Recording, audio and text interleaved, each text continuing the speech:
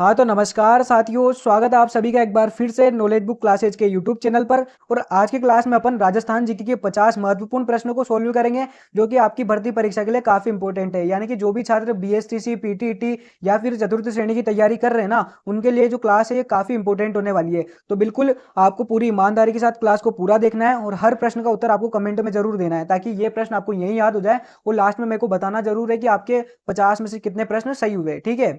और इसके साथ ही आप चैनल को सब्सक्राइब भी कर लो और क्लास को आपके दोस्तों तक शेयर करो। तो चलिए शुरू करते हैं आज की क्लास। और आज की क्लास में आपका जो पहला प्रश्न है उसमें आपसे पूछा है कि राजस्थान के एकीकरण का श्रेय जाता है, बताइए राजस्थान के एकीकरण का श्रेय किसे जाता है? हीरालाल शास्त्री को, सरदार वल्लभ भाई पटेल को, पंडित जवाहरलाल नेहरू को, या फिर लॉर्ड माउंटबेटन को? तो देखिए आपसे पूछा था कि राजस्थान का एकीकरण का श्रेय किसे जाता है, तो आपके इस प्रश्न का सही उत्तर है ऑप्शन सेकंड, कि राजस्थान एकीकरण का श्रेय जाता है हमारे सरदार वल्लभ भाई पटेल को। बिल्कुल ऑप्शन सेकंड जो है ये इस प्रश्न का सही उत्तर है। सरदार वल्लभ भाई पटेल को राजस्थान एकीकरण का श्रेय दिया जाता है। यानी कि सर्वाधिक जो इंपॉर्टेंट योगदान दिया ना राजस्थान के एकीकरण में, वो दिया था सरदार वल्लभ भाई पटेल ने। नेक्स्ट क्वेश्चन दोस्तों आपसे पूछा है कि पृथ्वीराज और जयचंद इन दोनों के मध्य वैमनस्य का कारण था, बताइए पद्मावती, संयोगिता, करुणावती या फिर दुर्गावती? यानी कि पृथ्वीराज और जयचंद इनके मध्य वैमनस्य का कारण कौन बनी थी? तो इस प्रश्न का सही उत्तर है आपके ऑप्शन सेकंड, संयोगिता। जो संयोगिता है इस यही पृथ्वीराज और जयचंद के मध्य वैमनस्य का कारण थी। तो बिल्कुल ऑप्शन सेकंड हमारे इस प्रश्न का सही उत्तर है। नेक्स्ट क्वेश्चन दोस्तों आपसे पूछा है कि हल्दी घाटी का युद्ध किस वर्ष में हुआ, बताइए हल्दी घाटी का युद्ध कब हुआ था? 1563 में, 1557 में, 1567 में या फिर 1576 में? तो देखिए हल्दी घाटी का जो युद्ध है ना वो हुआ था आपके 1576 में। कब हुआ था? 1576। बिल्कुल ऑप्शन 4 आपके इस प्रश्न का सही उत्तर है।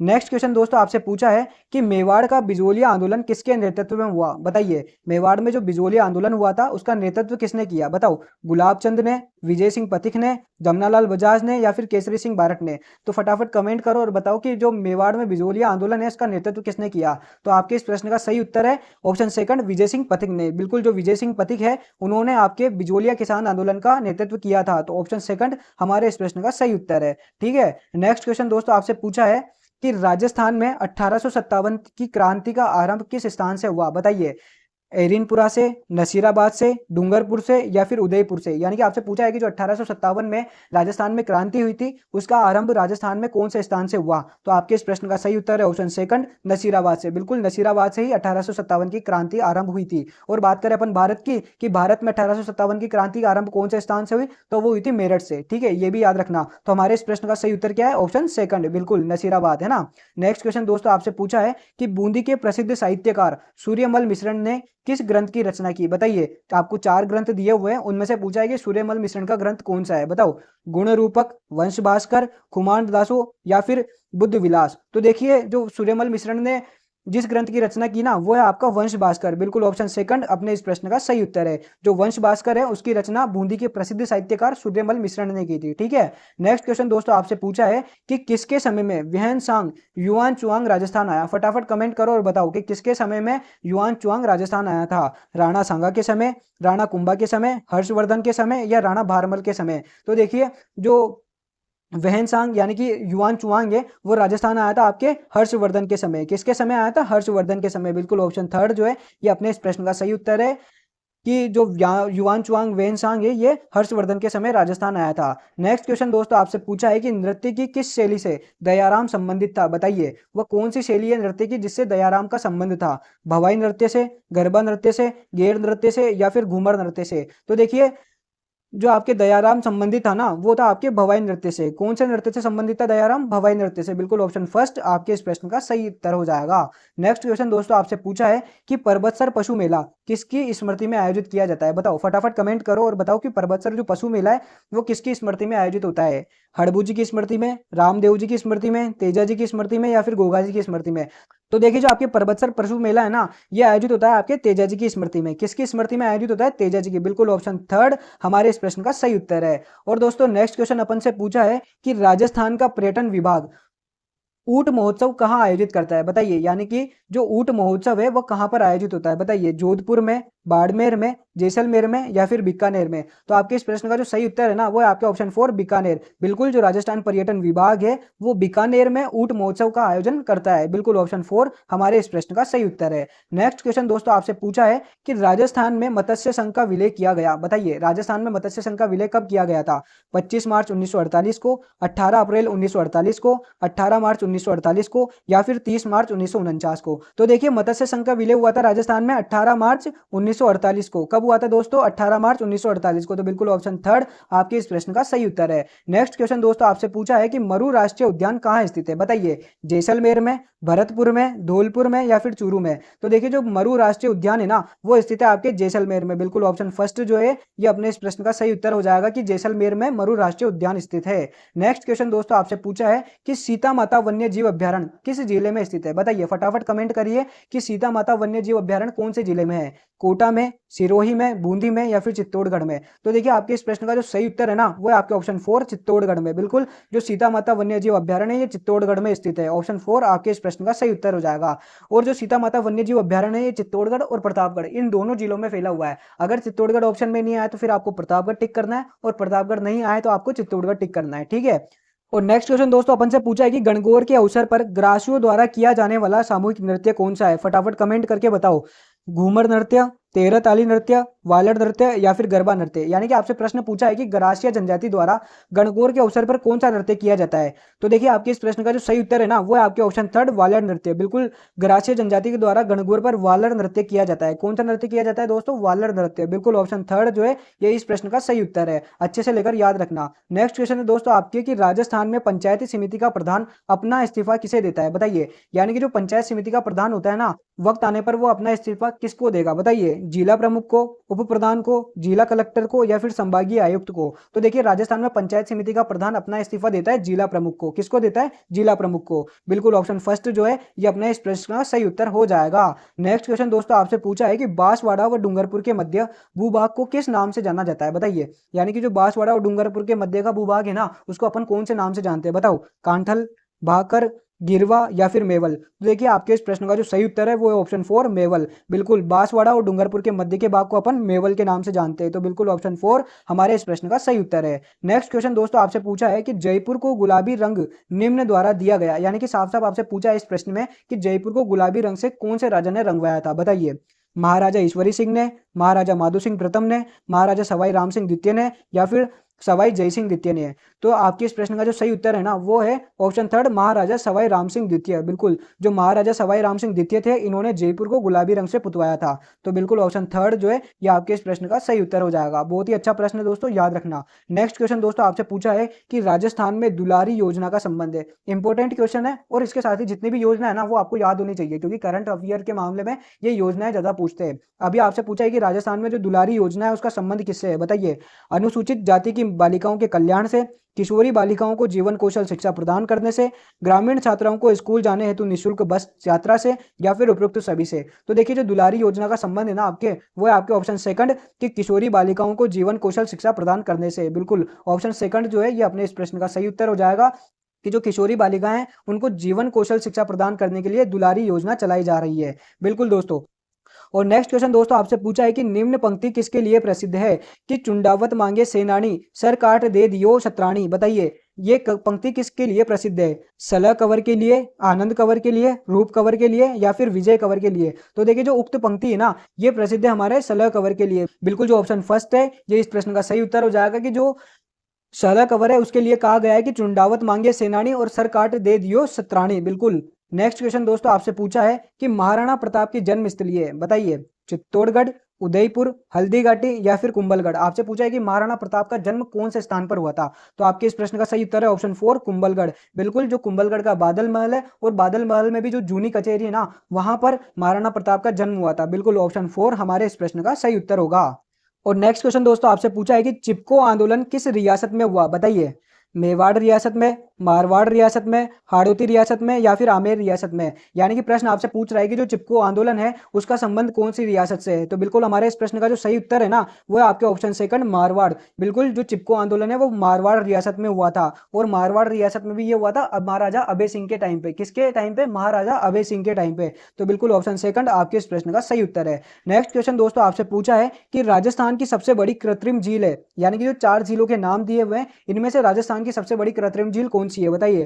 कायलाना झील, राजसमंद झील, नक्की झील या फिर जयसंबंध झील। तो देखिए राजस्थान की सबसे बड़ी कृत्रिम झील है ना वो है आपके जयसंबंध झील। बिल्कुल जो जयसंबंध झील है वो राजस्थान की सबसे बड़ी कृत्रिम झील है और ये मीठे पानी की झील है। तो बिल्कुल ऑप्शन 4 आपके इस प्रश्न का सही उत्तर हो जाएगा। नेक्स्ट क्वेश्चन दोस्तों आपसे पूछा है कि किस वृक्ष को थार का कल्पवृक्ष कहा जाता है। बताइए कौन से वृक्ष को थार का कल्पवृक्ष कहा जाता है? नागफनी को, खेजड़ी को, बरगद को या फिर पीपल को। तो देखिए थार का जो कल्पवृक्ष है ना ये कहा जाता है आपके खेजड़ी को। बिल्कुल ऑप्शन सेकंड जो है ये अपने इस प्रश्न का सही उत्तर होगा। यानी कि जो खेजड़ी है इसी को अपन थार का कल्पवृक्ष कहते हैं। ठीक है, अच्छे से लेकर याद रखना। नेक्स्ट क्वेश्चन दोस्तों आपसे पूछा है कि राजस्थान का राज्य खेल है। बताइए राजस्थान का राज्य खेल कौन सा है? कबड्डी, हॉकी, बास्केटबॉल या फिर क्रिकेट। तो देखिए राजस्थान का जो राज्य खेल है ना वो है आपके बास्केटबॉल। कौन सा है? बास्केटबॉल। बिल्कुल ऑप्शन थर्ड हमारे इस प्रश्न का सही उत्तर है कि जो राजस्थान का राज्य खेल है वो हमारे बास्केटबॉल है। और बात करें हॉकी की तो राष्ट्रीय खेल है, ये भी याद रखना। ठीक है, नेक्स्ट क्वेश्चन दोस्तों आपसे पूछा है कि बाड़मेर में तेल निकालने का काम कौन सी कंपनी कार्यशील है। यानी कि जो बाड़मेर से तेल निकाल रही है ना वो कौन सी कंपनी निकाल रही है बताइए। बर्मा शेल, इंडियन ऑयल, आसाम ऑयल या फिर केएन एनर्जी। तो देखिए बाड़मेर में तेल निकालने का काम जो कंपनी कर रही है ना वो कर रही है आपके ऑप्शन 4 में केएन एनर्जी। बिल्कुल जो केएन एनर्जी है वो राजस्थान में तेल निकालने का कार्य करती है। ठीक है, ऑप्शन 4 अच्छे से लेकर याद रखना, इंपॉर्टेंट क्वेश्चन है। ओके, नेक्स्ट क्वेश्चन दोस्तों आपसे पूछा है कि धरती दोरारी कविता के लेखक कौन है। बताइए धरती दोरारी कविता के लेखक कौन है? भगत सिंह, कन्हैयालाल सेठिया, मीराबाई या फिर गुलजारी लाल नंदा। तो देखिए धरती दोरारी जो कविता है इसके लेखक है आपके कन्हैयालाल सेठिया। कौन है? कन्हैयालाल सेठिया। तो बिल्कुल ऑप्शन सेकंड जो है ये हमारे इस प्रश्न का सही उत्तर है। नेक्स्ट क्वेश्चन दोस्तों आपसे पूछा है कि पंचायती राज व्यवस्था सर्वप्रथम किस जिले में लागू हुई। बताइए यानी कि राजस्थान में जब पंचायती राज व्यवस्था लागू हुई थी तो सर्वप्रथम कौन से जिले में लागू हुई थी बताओ। जयपुर में, नागौर में, अजमेर में या फिर करौली में।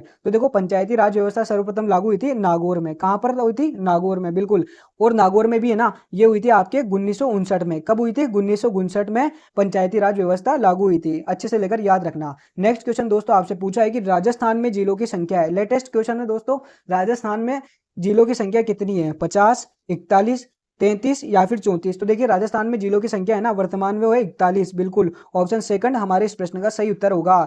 और जो 41 जिले हैं ये अभी वर्तमान में कार्यरत है। पहले 50 थे जिसे भजनलाल सरकार ने कैंसिल करके 41 कर दिए। ठीक है, नेक्स्ट क्वेश्चन दोस्तों आपसे पूछा है कि जिले में पंचायती राज की शीर्ष संस्था है। बताइए पंचायती राज की शीर्ष संस्था कौन सी होती है जिले में?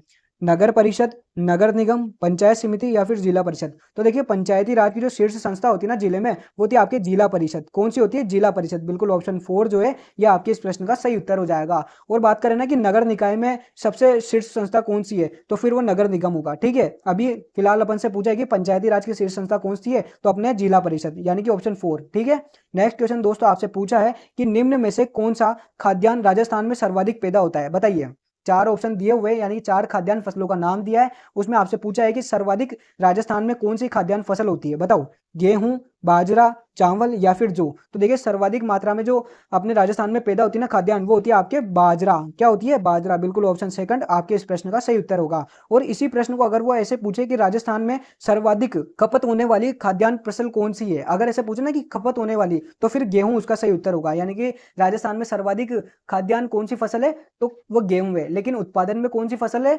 सर्वाधिक तो वो बाजरा है। ठीक है, इन दोनों प्रश्नों को याद रखना। नेक्स्ट क्वेश्चन दोस्तों आपसे पूछा है कि खो दरीबा प्रसिद्ध है। बताइए खो दरीबा जो है वो किसके लिए प्रसिद्ध है?